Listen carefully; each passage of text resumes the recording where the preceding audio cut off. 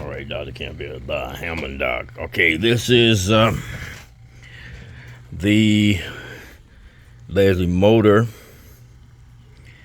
that I just got in to restore for a client in Virginia.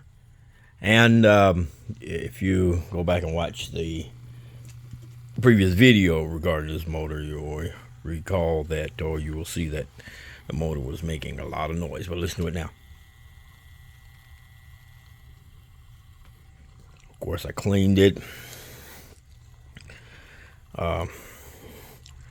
lubricated it and oiled it, and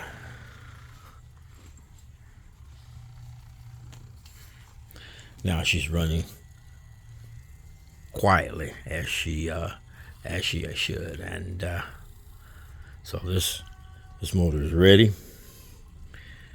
to be reinstalled, but first I have to work on the slow motor, get it right, and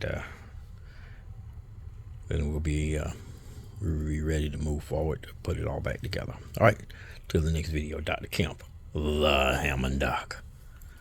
Peace out.